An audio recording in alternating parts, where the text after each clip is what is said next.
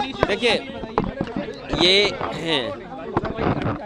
ये कोई पहली घटना देश में नहीं है। बीजेपी जब से सत्ता में आई है उसकी कोशिश रही है जो सेंट्रल एजेंसीज हैं उनका गलत इस्तेमाल किया जाए। डिप्टी सीएम मनीष सिसोदिया लगातार वहाँ की शिक्षा व्यवस्था को बेहतर करने में लगातार काम कर रहे थे और उन्होंने देश के सामने एक मॉडल दिया है। और जिस तरीके का व्यवहार भारतीय जनता पार्टी का रहा है, सरकार का रहा है, लगातार इस तरह के विपक्षी जितने भी नेता हैं उनके खिलाफ जांचें चल रही हैं। जितनी भी संस्थाएं, चाहे इनकम टैक्स हो, चाहे ईडी हो, सीबीआई हो, ये लगाई जा रही हैं जिससे कि आने वाले लोकसभा चुनाव को प्रभावित कर सकें। जनता ये देख रही है क्योंकि बेरोजगारी का इनके पास जवाब नहीं है, महंगाई का जवाब नहीं है और जिस तरीके से देश की संपत्तियां बेची जा रही हैं उसका जवाब नहीं है। आप उत्तर प्रदेश देख लीजिए, यहाँ की गवर्नर उनकी स्पीच में 4% है अनएम्प्लॉयमेंट रेट। बजट स्पीच देख लीजिए, 4% है अनएम्प्लॉयमेंट। इसका मतलब ये हुआ कि उत्तर प्रदेश के 90% से ज़्यादा पढ़ने लिखने वाले नौजवानों को रोजगार या नौकरी मिली हुई है। क्या ये सच है? चरम सीमा पर महंगाई। आप सिलेंडर की कीमत देख लीजिए, दूध की कीमत देख लीजिए, आप दालों की कीमत देख लीजिए, आज जो आटा बिका उसकी कीमत देख लीजिए, घी की कीमत देख लीजिए, हर ज़रूरत चीज़ महंगी हो गई है।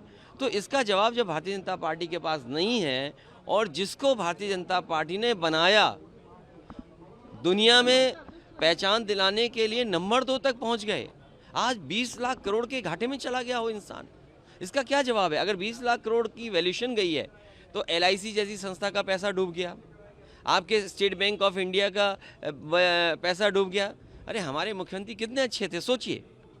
यहाँ पर बिजली विभाग का प्रोविडेंट फंड सरकारी कर्मचारियों का एक प्राइवेट कंपनी में इन्वेस्ट हो गया था, वो प्राइवेट कंपनी डूबी, हमारे मुख्यमंत्री जी ने वहाँ के अधिकारियों को जेल भेज दिया, कंपनी के लोगों को जेल भेज दिया। कम से कम दिल्ली की सरकार को हमारे मुख्यमंत्री जी का काम करने का तरीका सीखना चाहिए। अगर LIC और SBI ने पैसा किसी प्राइवेट कंपनी में लगाया है तो उनके खिलाफ अधिकारियों की जांच करना चाहिए, उन्हें जेल भेज देना चाहिए। जेल वो नहीं जा रहे हैं, जेल वो जा रहे हैं जो सुधार कर रहे हैं। और फिर बीजेपी को ये बताना चाहिए कि मित्र की पहचान बुरे दिन में ही होती है। मित्र के साथ वो खड़े हैं कि नहीं खड़े हैं।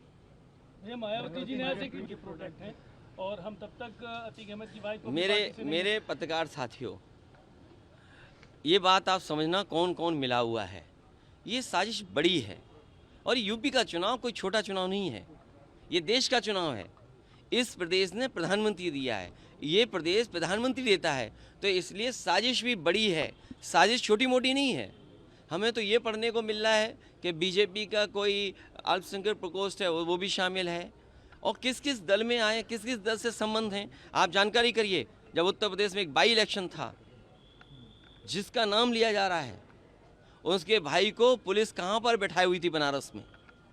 ये बड़ी साजिशें हैं पत्रकार साथियों, आप भी जानते हो कौन किससे मिला हुआ है, क्या तालमेल मिल रहा है। आने वाले चुनाव में मुझे उम्मीद है उत्तर प्रदेश की जनता ऐसे माफिया लोगों को, क्योंकि मुख्यमंत्री ने कहा है कि माफियाओं को मिट्टी में मिला देंगे। अरे माफियाओं की सूची तो आ जाए। मैंने सदन में मांगा कि टॉप 10, टॉप 100 माफियाओं की सूची जारी कर दे सरकार। सरकार पीछे क्यों हट रही है? सरकार सूची जारी करे 100 माफियाओं की या 10 माफियाओं की। टॉप 10 माफिया, टॉप 100 माफियाओं की सूची जारी भारतीय जनता पार्टी को करना चाहिए। सुरक्षा मांगने के लिए सरकार से सुरक्षा देनी चाहिए सरकार को। और अगर कोई गनर लेकर के किसी की जान चली जाए तो सोचो कितनी बड़ी सुरक्षा और चाहिए होगी। गनर हो किसी के पास, 2 गनर हो, उसके बाद जान चली जाए, अधिवक्ता हो, तो सोचिए सुरक्षा की कितनी ज़रूरत है। इसलिए सुरक्षा की ज़रूरत है, जिन जिन व्यक्तियों को भी उन्हें सुरक्षा मिलनी चाहिए।